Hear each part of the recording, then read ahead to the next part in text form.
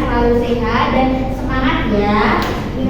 Sebelum memulai pembelajaran, alangkah baiknya kita memulai pembelajaran dengan berdoa terlebih dahulu agar pembelajaran kali ini berjalan dengan lancar. Oke, buat ketua kelas boleh pimpin doa. Untuk mengawali pembelajaran hari ini, berdoa sesuai dengan kepercayaan masing-masing. Berdoa mulai. Berdoa selesai. Baik, sebelum kita lanjut, Ibu ingin memastikan kehadiran kalian. Apakah hari ini ada yang tidak masuk? Masuk semua, Bu. Oke, setelah itu mari kita periksa kebersihan meja di sekeliling kalian. Apakah terdapat sampah? Biar pembelajaran hari ini terasa nyaman. Tidak ada. Baik. Lingkungan yang bersih akan membuat belajar jadi terasa lebih nyaman dan kalian bisa menjadi lebih bersemangat gitu ya. Oke. Hari ini kita akan mempelajari tentang teks biografi. Tapi sebelum memasuki ke materi, Ibu akan menampilkan sebuah video tentang tokoh inspiratif dari Indonesia. Kita simak dulu ya videonya, tapi sebentar.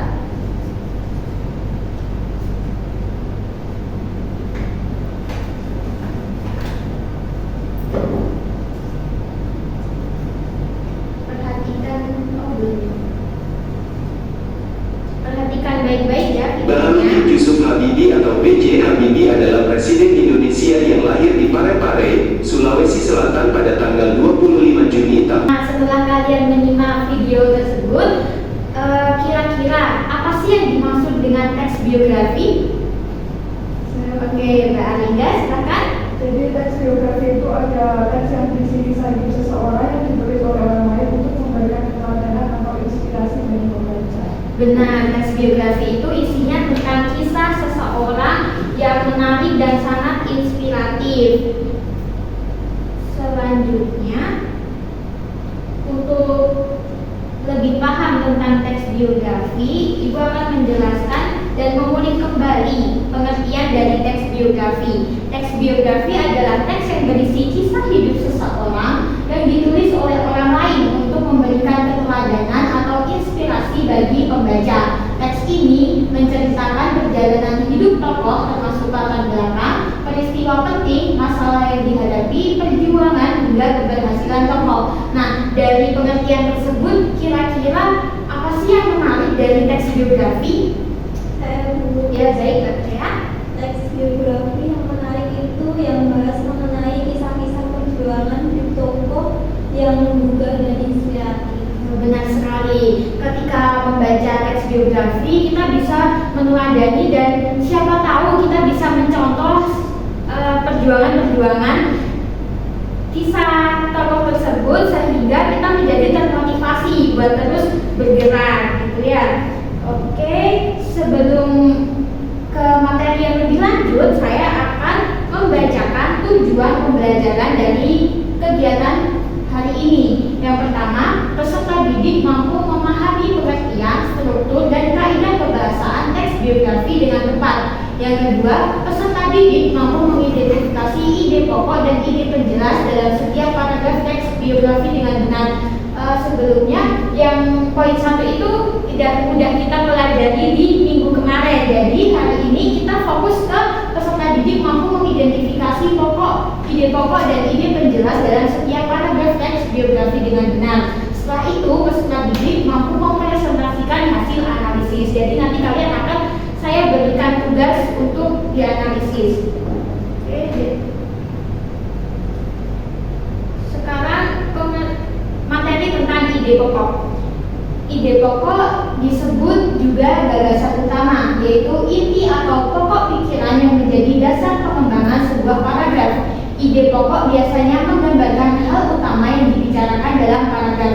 Ciri-ciri ide pokok, yang pertama ada mengandung inti pembahasan paragraf, yang kedua dapat berdiri sendiri tanpa kehilangan makna utama, yang ketiga biasanya berupa kalimat utama, yang keempat umumnya terletak di awal paragraf tetapi bisa juga di akhir atau tengah paragraf tergantung jenis paragrafnya. Contohnya Ki Hajar Dewantara dikenal sebagai tokoh memperjuangkan hak belajar bagi semua rakyat. Nah, ini kenapa bisa disebut ide pokok? Karena di sini tuh mengandung gagasan utama. Selanjutnya, ide penjelas. Ide penjelas disebut juga gagasan pendukung, yaitu kalimat-kalimat yang menjelaskan, memerinci atau mendukung ide pokok. Ciri-ciri ide penjelas yang pertama ada menjelaskan atau memperkuat ide pokok. Yang kedua, mengandung rincian, contoh, data atau alasan. Yang ketiga, tidak bisa berdiri sendiri, makanya bergantung pada ide pokok. Contohnya, ia mendirikan Taman Siswa pada tahun 1922 sebagai wadah pendidikan bagi pribumi. Ia juga memperjuangkan sistem pendidikan yang menumbuhkan semangat kebangsaan dan kemandirian. Ia yang dimaksud di sini adalah Ki Hajar Dewantara. Jadi paragraf ini melengkapi si yang pengertian pertama tadi. Setelah itu, gimana sih cara kita menganalisis ide pokok dan ide penjelas? Ini diperhatikan ya, soalnya ini akan berguna buat kalian mengisi LKPD yang saya berikan nanti. Oke. Yang pertama, bacalah paragraf dengan cermat. Yang kedua, tentukan topik yang dibicarakan pada paragraf tersebut. Yang ketiga, temukan kalimat yang paling umum atau berisi inti pembahasan, itulah ide pokok. Yang keempat, temukan kalimat yang menjelaskan, memberi contoh atau memperinci ide pokok. Nah, itu disebut ide penjelas. Hubungkan keduanya untuk memahami makna paragraf secara utuh. Sekarang Ibu akan membagikan teks mengenai teks yang berjudul Peer Tandem. Sebelum itu Ibu akan membagi kalian dalam kelompok yang berisi 5 siswa ya.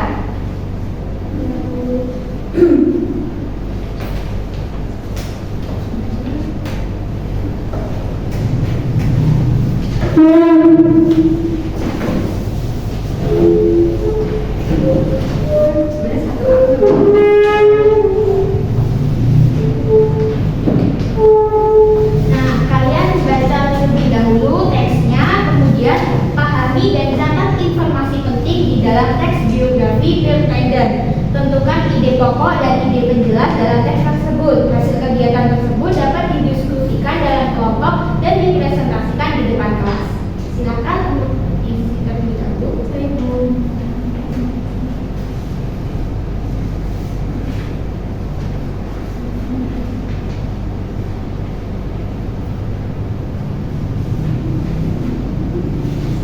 Jangan lupa gunakan kalimat sendiri ketika menjelaskan ide pokok dan ide penjelasnya ya.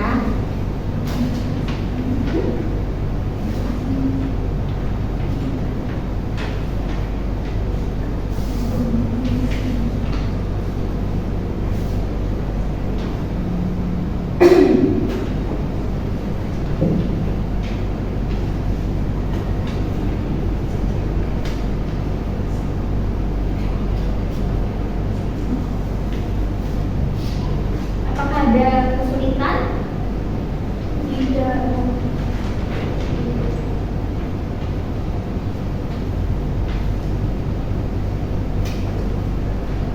2 menit lagi cukup?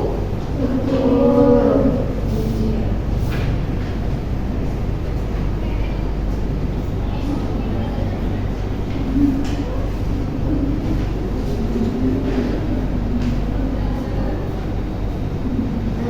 Menit sudah berlalu, anak-anak, Ibu boleh ambil jawaban soalnya. Buat jawabannya boleh kalian simpan. 1 aja.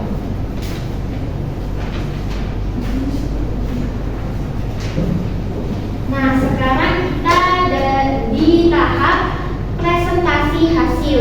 Buat salah satu dari kalian boleh maju untuk mempresentasikan hasil analisis yang telah kalian lakukan.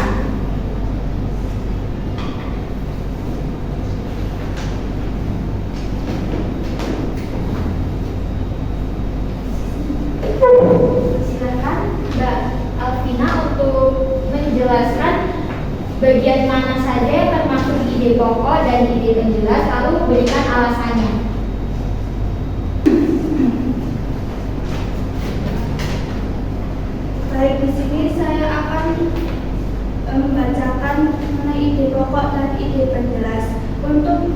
pokok sendiri itu terdapat pada paragraf pertama. Alasan disebut ide pokok karena ide pokok ini merupakan awal paragraf karena memberikan gambaran umum tentang isi paragraf sejak awal. Hal ini memudahkan pembaca untuk memahami topik yang sedang dibahas. Kemudian untuk ide penjelasan itu terdapat di paragraf kedua. Kenapa disebut ide pokok, ide penjelas? Karena ide penjelas ini mendukung dan memperjelas atau memperluas ide utama yang telah disampaikan. Setelah pembaca mengetahui inti paragraf dari ide pokok, mereka membutuhkan penjelas lebih lanjut akan memahami maksud secara menyeluruh yang terdapat pada teks ini. Terima kasih. Terima kasih Kak Alvina. Berikan tepuk tangan kepada Kak Alvina.